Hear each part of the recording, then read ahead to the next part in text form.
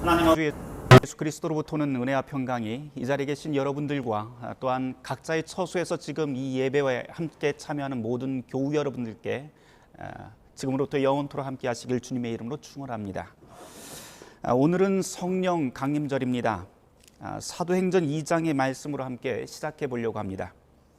오늘 우리가 함께 읽은 이 사도행전 2장의 이 말씀은 성령 강림절에 가장 잘 어울리는 말씀이지요. 부활하고 승천하신 주님께서 약속을 주셨는데 그 약속을 기다리던 제자들이 함께 모여서 기도하고 있습니다. 그때 성령이 임하게 됩니다. 그리고 그 현상으로 제일 먼저 주어진 것이 방언이 주어지죠. 그래서 성령 사건에 이 방언이 나온다는 점을 들어서 간혹 어떤 분들은 방언하지 못하면 성령 받지 못한 것이라고 그렇게 말씀하시는 분도 있지만, 사실은 우리가 성경을 면밀하게 읽어본다면 우리가 생각하는 그런 방언이 아니다라고 하는 것을 우리가 확인할 수 있을 것 같습니다. 보통 우리가 방언 그러면 알지 못하는 언어로 기도하는 것부터 우리가 머리에 떠올립니다. 실제로 그런 방언의 기도가 고린도전서에서도 등장을 하지요. 우리가 알고 있는 그런 방언은 사실 고린도전서에 나오는 방언인데, 사도 바울은 고린도전서 13장에서 이런 방언을 천사의 소리라고 그렇게 표현하기도 합니다.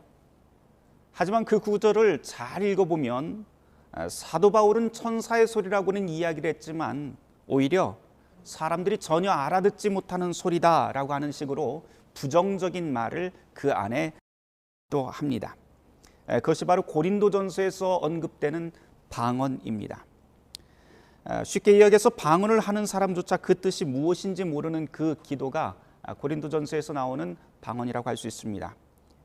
그렇다고 이런 방언 그런 것은 또 아닙니다. 그래서 우리가 경험하게 되는 그런 방언들은 사실은 교회가 아니더라도 불교나 힌두교 같은 곳에서도 아주 쉽게 볼 수 있는 일반적인 종교 현상 중에 하나입니다.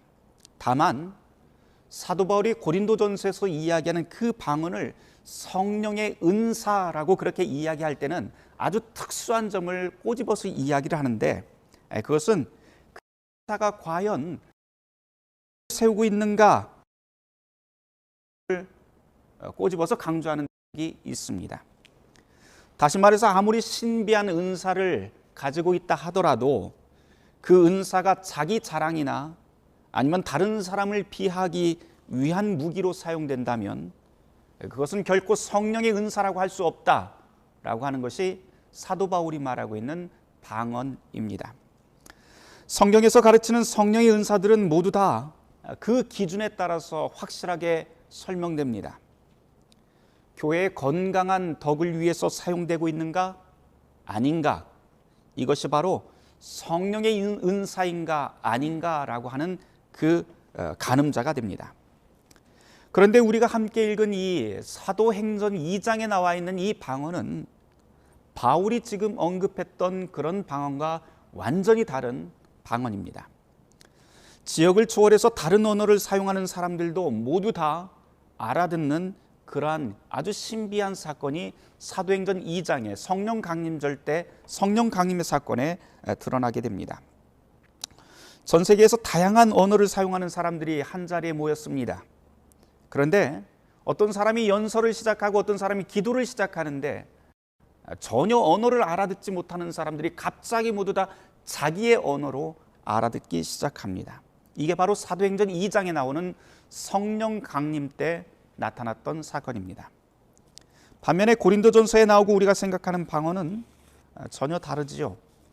어쩌면은 기도하는 사람조차 내가 지금 하고 있는 이 방언의 소리가 무슨 뜻인지 모르는 것이 고린도전서라고 한다면, 성령 강림 때 이 방언은 매우 드물고 신비한 현상입니다.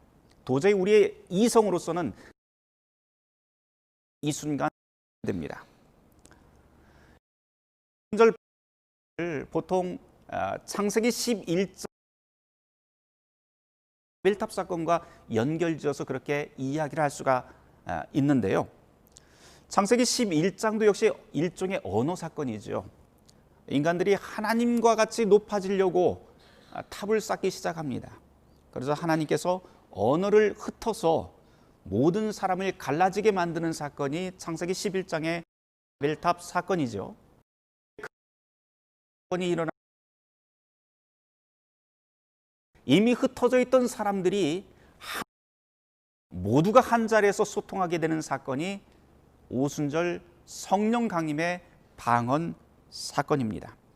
그래서 구약에 나와 있는 창세기 11장의 바벨탑 사건이 소통의 단절, 인간의 교만 때문에 생긴 소통의 단절이라고 한다면, 사도행전 2장에 나와 있는 성령 강림의 방언 사건은 분리되었던 모든 사람들이 성령을 통해 하나가 된다라고 하는 그런 소통의 사건이라고 할 수 있습니다. 유대인이든 헬라인이든 아라비아 사람이든 그레데 사람이든 모두가 거침없이 한 곳에 모여 한 말로 알아듣고 이해하는 사건입니다. 성령 강림의 사건이 이 방언의 사건으로 이야기가 된다고 하는 것은 오늘 우리에게도 굉장히 중요한 의미가 될 것 같습니다. 특별히 성령 강림의 사건을 통해서 교회가 시작되는데요. 그러면 이 방언 사건, 사도행전 2장에 나와 있는 이 방언의 사건이야말로 교회가 무엇인지 보여주고 있는 아주 중요한 사건이라고 볼 수 있습니다. 사도행전에서 가장 큰 메시지가 있다면 그것은 교회는 성령의 사건으로 시작되었다라고 하는 것입니다. 그렇게 교회가 무엇인가를 끊임없이 설명하는 게 이 사도행전의 전체 맥락입니다. 교회란 무엇일까요? 성경이 우리에게 가르치고 있는 것은 분명히 교회라고 하는 것은 건물이 아니라고 말합니다. 그리고 교회는 성령 강림 사건을 통해서 시작되었다라고 하는 것이 성경 전체가 우리에게 이야기하고 있는 가장 중요한 맥락입니다. 교회가 이렇게 시작되었다면 성령이 주신 사도행전의 방언의 성격도 교회의 정체성과 그대로 직결됩니다. 방언은 갈라져 있고 알아듣지 못했던 사람들을 모두 하나 되게 만드는 은사였습니다. 이렇게 서로 다른 사람들이 함께 하나가 되게 만드는 사건이 성령의 사건이었다면 그 위에 세워진 교회도 역시 그 안에서 모두가 하나 되는 것이 목표라고. 그러고 보면 좋은 교인의 기준은 방언, 치유, 예언의 능력이 있는 사람이 아니라 모두가 갈라진 사람들을 하나 되게 만드는 능력, 그리고 소통하고 공동체의 선한 건덕을 위해서 힘쓰고 애쓰는 사람이야말로 좋은 교인. 그런 사람이 모인 곳이 좋은 성령 충만한 교회라고 할 수가 있습니다. 제 아무리 눈에서 불 나가는 사람, 방언, 치유, 예언의 능력이 많다고 해서 그 교회가 성령 충만한 교회가 아닙니다. 그리스도 안에서 서로에게 귀를 기울이고 기울이지 않고 제 잘난 맛에 살고 있다면, 처럼 그렇게 살고 있다면 소용이 없습니다. 교회가 무엇일까요? 교회에 대해서 하나만 더 묵상해 보려고 합니다. 예수님께서 승천하시자마자 제자들이 함께 모여서 열심히 기도하기 시작합니다. 그런데 제자들이 함께 모여서 기도하다가 성령이 임했을 때 이 성령의 영향력은 기도하고 있던 제자 그룹 안에서만 그 영향력이 제한되지 않습니다. 성령의 영향력이 제자의 그룹을 넘어서고 있다는 것을 우리는 주목할 필요가 있습니다. 성령의 능력은 경건한 유대인과 주변 국가에서 몰려든 사람들에게까지 확장되었고, 베드로가 설교를 하자 그 자리에 있던 사람들, 국경을 초월하고 모든 언어를 초월해서 그 자리에 있던 3,000명이 회개하며 세례받게 됩니다. 그렇게 세례받은 사람들이 사도의 가르침을 받아 교제하고 떡을 떼고 기도하면서 교회가 세워지게 됩니다. 이게 바로 초대교회의 역사이죠.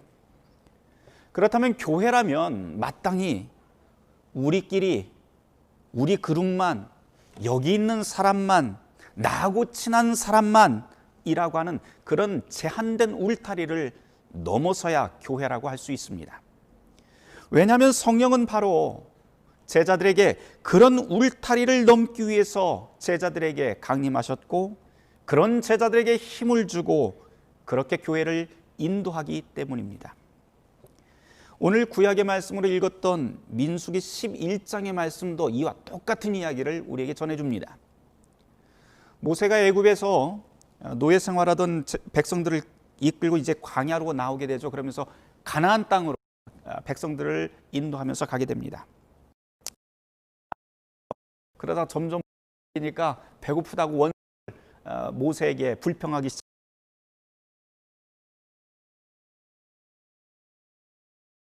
제공되었는데 그때는 또 좋아합니다. 이게 꿀맛 같아서 내린 무엇이 것이다 그러면서 굉장히 좋아하면서 열광합니다.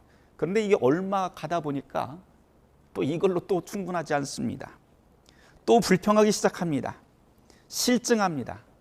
그러면서 고기 좀 달라고, 고기 맛 좀 보자고 이야기를 시작을 합니다. 그러면서 하는 말이, 백성들이 옛날이 좋았어. 옛날이 좋았어. 괜히 따라 나왔어. 결국 듣다가 우리가 사막에서 굶어 죽게 생겼어. 하면서 지도자인 모세를 뒤에서 욕하고 불평하기 시작합니다. 이런 원망이 모세 귀에 들리자 이제 모세는 정말 참지 못할 정도의 괴로움에 시달리게 됩니다. 지금으로 말하면 아마 이 모세가 화병 걸렸던 것 같아요. 이 화병 때문에 이제 기도를 15절에 나와 있는 기도입니다. 뭐라고 기도하는지 한번 잘 들어보세요. 조금 우리말로 조금 풀어서 이야기한다면 이렇게 될 것 같아요. 하나님, 차라리 나를 죽여주세요. 뒤에서 지금 욕하는 소리를 듣느니 차라리 죽는 게 낫습니다. 저에게 은혜를 베풀어 주십시오. 그런데 그 은혜가 무엇인가 하니 이런 말 같지도 않는 소리 들으면서 살 수 없으니 이런 소리 안 들리게 차라리 나를 지금 당장 죽여주십시오 라고 하는 기도를 모세가 민수기 11장 15절에서 시작합니다. 얼마나 답답했으면 이런 기도를 했을까요? 이런 기도에 주님께서 응답을 해주십니다. 그러면서 모세에게 내려주신 처방이 무엇인가 하니 장로를 세워라 라고 이야기를 합니다. 그러면서 장로들과 함께 백성들의 짐을 함께 나누어 져라 라고 이야기합니다. 그런데 여러분, 이렇게 장로를 세웠다고 해서 모든 문제가 근원적으로 다 해결되는 것 아니지요. 아직 문제가 끝나지 않았습니다. 무슨 문제요? 고기 달라고 하잖아요. 지금 고기 먹고 싶다고 하는데 장로 세웠다고 해서 고기가 갑자기 하늘에서 떨어지는 겁니다. 그래서 또 기도를 합니다. 고기 달라고 하는 이 원성이 하늘을 찌를 때 이 고기를 어디서 마련할지 막막했고 모세가 다시 기도를 합니다. 그러자 하나님께서 응답을 주시는데요. 일단 장막 앞에 70명의 장로들을 세워놓은 다음 백성들에게 그 이야기를 하라고 말씀이 아주 완전히 해결된 게 아니에요. 그래서 모세는 지금 어떻게 될지는 모르겠지만 하나님의 음성이 들렸으니 그 음성대로 응답대로 70명의 장로들을 세워서 장막 앞에 세우게 모든 백성들에게 이제 장로를 세운 것을 보여줍니다.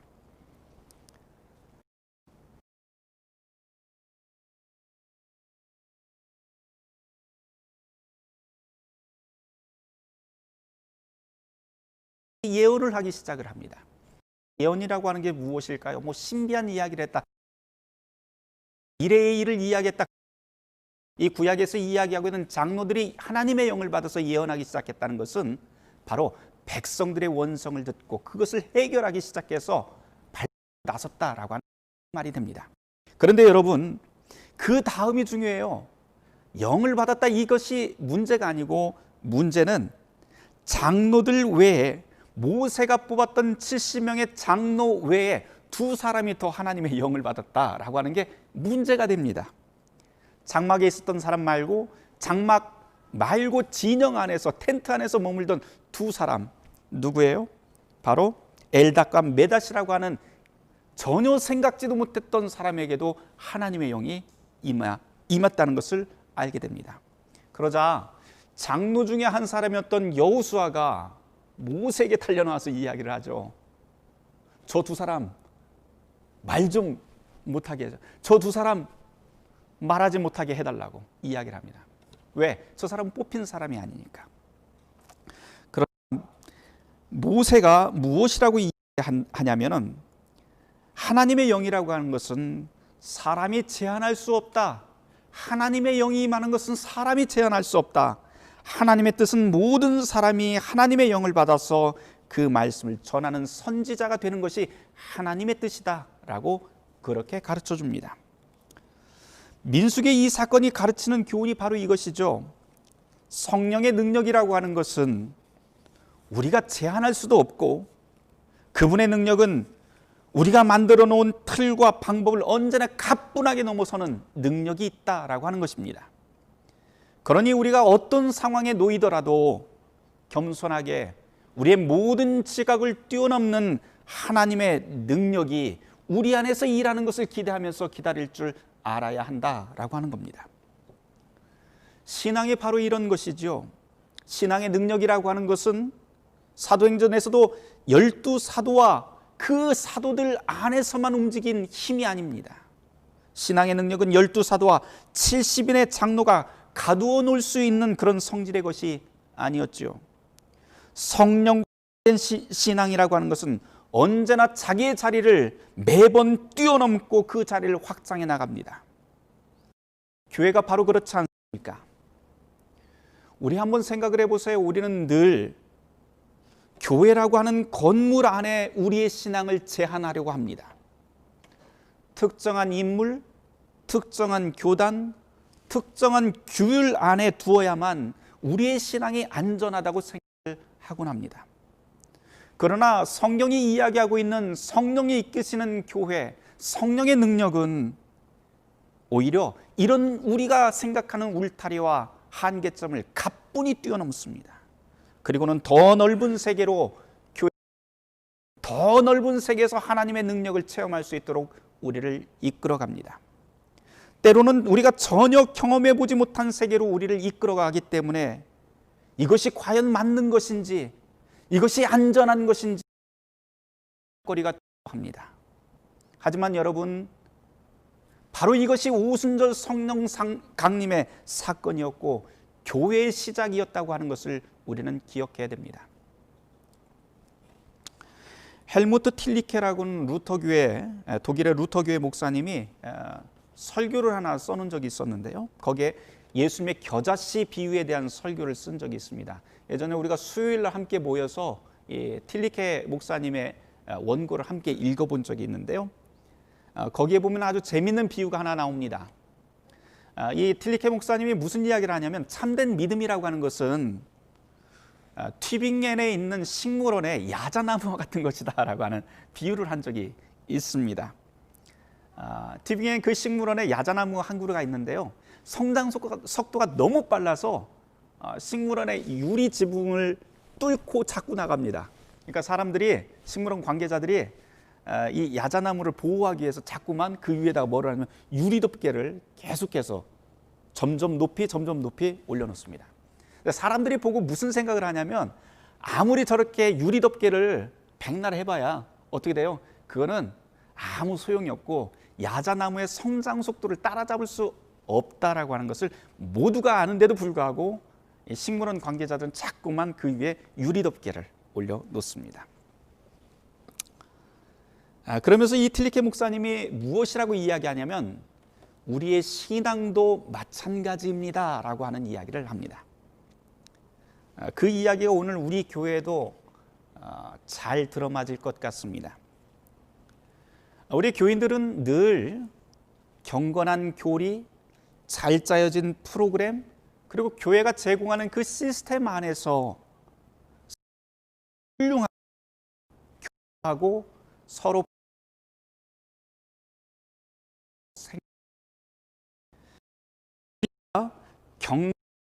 경이라고 하는 우리가 만들어 놓은 유리벽을 단단하게 매번 장치합니다. 모두가 다 안전한 신앙을 위한 조치들이죠. 밖에서 들어오는 차가운 공기가 야자나무를 건드리지 못하도록 하는 것과 같이 우리의 신앙을 보호하고 제한하려고 매번 애를 씁니다. 그러나 분명한 것은 식물원에서 나무를 완벽하게 둘러쌀 그런 방법이 없다는 것, 그리고 유리덮개가 절대로 성공하지 못한다는 것이지요. 신앙도 역시 우리의 제자리 걸음을 할 수가 없고 성장하는 신앙을 제한할 방법도 없다는 것을 우리는 결국 알게 될 것입니다. 때가 도래하면 우리는 둘 중 하나를 선택해야 됩니다. 나무를 잘라버리든지 아니면 온실을 부숴버리든지 둘 중 하나입니다. 우리는 어떤 선택을 해야 될까요? 하나님 나라에 뿌리 내린 신앙도 역시 마찬가지입니다. 신앙은 말씀과 함께 우리의 마음속에 뿌리를 내리고 가정에서 가지를 뻗기 시작하며 우리의 일상 속에서 무한한 가지 뻗기를 시작합니다. 신앙이라고 하는 것은 특정한 장소, 특정한 인물, 특정한 규칙에 매달리지 않습니다. 일단 신앙이 자라기 시작하면 우리의 일상에 영향을 주기 시작하고 그 나무의 푸르름이 우리의 친구와 동료들에게 번지면서 큰 나무로 푸르른 그늘을 만들면서 자라게 되어 있습니다. 그렇게 말씀의 씨앗 성령의 사역은 우리의 일상 속에서 눈에 보이지 않게 성장해 나갑니다. 이 능력이 교회를 만들어 갑니다. 그리고 그 말씀은 그동안 우리가 가지고 있던 모든 껍데기들, 모든 유리벽, 모든 장벽을 뒤흔들고 넘어서는 폭발력을 가지고 있습니다. 때로는 유리덮개 너머로 자라고 있는 우리의 신앙의 모습이 너무나도 불안하고 염려스럽게 보일 수 있습니다. 그러나 성령의 능력은 덮개 너머에 있는 새로운 세계로 하나님의 나라를 아름답게 확장시켜 나가는 능력이 있습니다. 성령은 이렇게 우리가 만든 틀들을 넘어서게 합니다. 그 위에 교회가 세워졌고 그 교회의 자리에 저와 여러분들이 부름받았습니다. 오늘 우리의 이야기를 하면서 설교를 마쳐야겠습니다. 코로나 때문에 우리 공동예배를 오늘 다시 교회당 안에서 드리지 못하고 이렇게 인터넷을 통해서 함께 각자의 처소에서 예배를 진행하고 있습니다. 이런 상황이 언제 끝날지, 또 어떤 세상이 우리에게 펼쳐질지, 또 우리는 이런 상황에 과연 적응할 수 있을지 여러모로 염려스럽습니다. 그러나 여러분, 오늘의 말씀을 한번 잘 들어보시길 바랍니다. 성령은 교회를 세웠고 그 능력은 유리덮개 너머로 야자나무가 자라듯 성장케 합니다. 어쩌면 우리는 이 염려의 시간, 이 고난의 시간이 아니라 오히려 이것이 우리의 기회가 될 수 있을 것 같습니다. 우리는 이 기회를 통해서 유리덮개를 넘어서는 새로운 기회를 맞이하고 있는지도 모릅니다. 한 번도 경험해 보지 못했기 때문에 염려가 될 수도 있습니다. 그러나 모든 울타리를 넘어서는 성령의 능력을 믿읍시다. 말씀과 결합한 성령의 능력이 우리를 더 넓은 세계, 이전에 경험해 보지 못했던 새로운 교회로 우리를 선하게 인도하실 것입니다. 이 새로운 시간, 새로운 기회에 유리 지붕 위로 비상하는 강건한 신앙인들이 되시길 주님의 이름으로 축원합니다. 모든 지각에 뛰어난 하나님의 평강이 그리스도 안에 너희의 마음과 생각을 지키시리라.